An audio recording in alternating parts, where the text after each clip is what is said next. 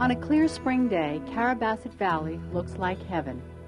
But for almost 4 months, this magnificent place has been an unimaginable hell for Maureen and Kenneth Zebrowski.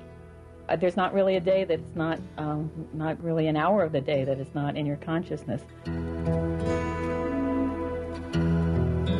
And that's how it's been for the Zebrowskis since New Year's Day, when their 21-year-old son Kevin, a senior at Maine Farmington, inexplicably disappeared from this bar in sub-zero temperatures, leaving his jacket and cell phone behind. He was 21. It was his first New Year's.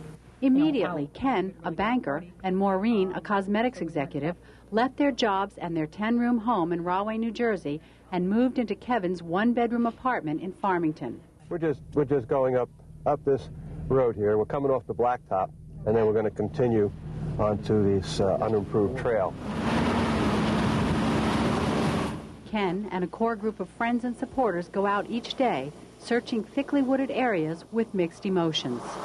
Yes, you want to find something so you can put closure to it, and no, you don't want to find something because you have that hope that he's still out there and he's alive.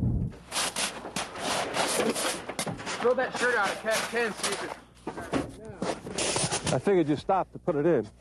What's that? We found it on the road there. No, that's not his style. But hope is running out, says Ken, and as winter melts into spring, so is time. If it was somebody else's child, would they want their child out there in the woods, if he's laying out in the woods with the animals? The snow's starting to melt off, all the animals will be coming out. I would like to find Kevin before that time, so we can put him to rest. The last time Ken and Maureen saw Kevin was the day after Christmas, when he kissed his mother goodbye in New Jersey. And I gave him a big hug and kiss and said, "Bye, Mommy loves you. Be careful." And the routine standard answer is, "Oh, Mom, I'm a big guy. Nothing's going to happen to me." He gives me a big hug, and away he goes. Kevin's parents say there is no way their son would have deliberately dropped out of sight. An expert skier who could perform incredible stunts, he had just landed his dream job as a ski coach. His college graduation was set for May 16th, just 2 days before his parents' 25th wedding anniversary. The talk was, well, what are we going to do for the anniversary? And as far as we're concerned, the best present we could have is for Kevin to graduate college for our anniversary. And that's the gift. And I don't see that happening. To anyone who provides information. Maine State Police and the Warden Service got involved in the case almost immediately after Kevin's disappearance, conducting air, ground, and water searches.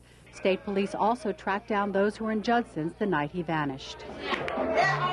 We've interviewed probably 200 people that were in and out of that bar that night, and we have come up against basically a dead end in terms of 2 o'clock in the mornings of last week and placed Kevin with anybody. He was there and then he just wasn't there. And then he just wasn't there. Nobody saw him walk out the door. Nobody saw him walk out the door.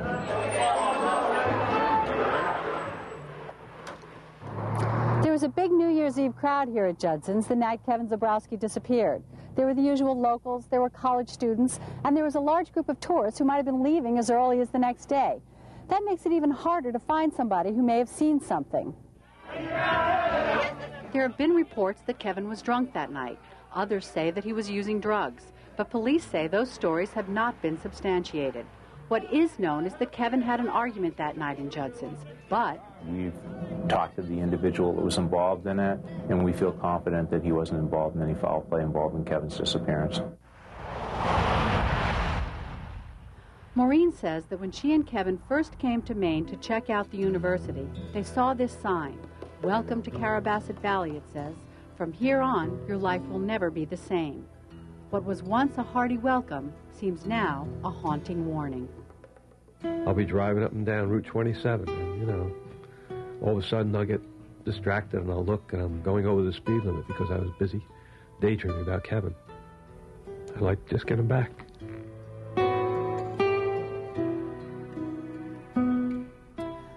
Now, state police have tentatively scheduled the next official search for Saturday, May 2nd. Kevin's parents, of course, will continue searching in the meantime, and they still say they won't leave Maine without their son.